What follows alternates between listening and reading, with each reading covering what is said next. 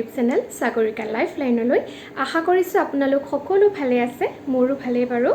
আজি মই অলপ বেলেগ ধৰণে ভিডিও এটা লৈ আহিছোঁ ছালৰ যতন মানে আমাৰ সকলোৱে মুখখন ধুনীয়া হৈ আৰু সদায় উজ্জ্বল হৈ থকাটো বিচাৰো সেইবাবে মই অতি কম সময়ৰ ভিতৰতে বনাব পৰা আৰু সকলোবোৰ আমাৰ ঘৰতেই থকা বস্তু দি মই এই ফেস পেকটো বনাইছো আৰু লগোৱাৰ পিছত মোৰ মুখখন কিমান উজ্জ্বল হৈছে এই গুটেইবোৰ দেখুৱাম এই ভিডিওটোৰ জৰিয়তে তেনেহলে মইটো ফেস পেকটো কেনেকৈ বনালো আৰু কি সামগ্ৰী ব্যৱহাৰ কৰিছো এই ফেস পেকটো বনাওতে গুটেইখিনি দেখুৱাম এই ভিডিওটোৰ জৰিয়তে গতিকে মই বেছি দেৰি নকৰি বলকচোন আজিৰ ভিডিওটো আৰম্ভ কৰো প্ৰথমতে দিম মই এটা বাটিত 1.5 চামুচ বেসন তাৰ পিছত দিম অলপ হালধি তাৰ লগতে দিম মই অকণমান গাখীৰ মানে নৰ্মেল গাখীৰ তাৰ পিছত দিম অলপ নেমু চেপি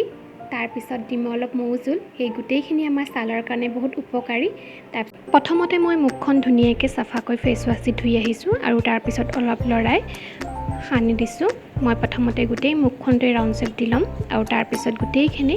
মোৰ গুটেই মুখখনতে মই লেপি দিম এই ফেস পেকটো সঁচাকৈ বহুত ধুনীয়া কৰে মুখখন আৰু উজ্জ্বল কৰে আৰু যেহেতু আমি গুটেইখিনি বস্তু ঘৰতে থাকে সকলোৰে ঘৰত সেই কাৰণে আপোনালোক প্লিজ ট্ৰাই কৰিব আৰু ভাল পাব আপোনালোকে খানি মই ধুনীয়াকৈ খানি লৈছো এতিয়া মোৰ খনা হৈ গৈছে মই 10 মিনিট সময় শুকাবলৈ দিম মই ধুনীয়াকৈ ডিঙিটোটো খানি লৈছো এয়া দেখিছেনে আপোনালোকে থাকিম এখিনি গুটেইখিনি শুকাব দিম তাৰ পিছত মই মুখখন ধুই আহি আপোনালোকক দেখুৱাই আছো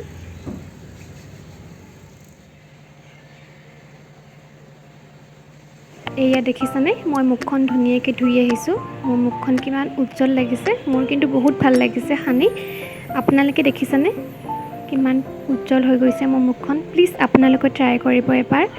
নিশ্চয় ভাল পাব যদি মোৰ ভিডিওটো চাই ভাল লাগিল please like comment and share আৰু কোনোবা যদি নতুন ভিউৱাৰ্ছে মোৰ ভিডিওটো চাই আছে তেনেহলে প্লিজ সাবস্ক্ৰাইব কৰি দিব ভিডিওটো চাই বাবে বহুত বহুত ধন্যবাদ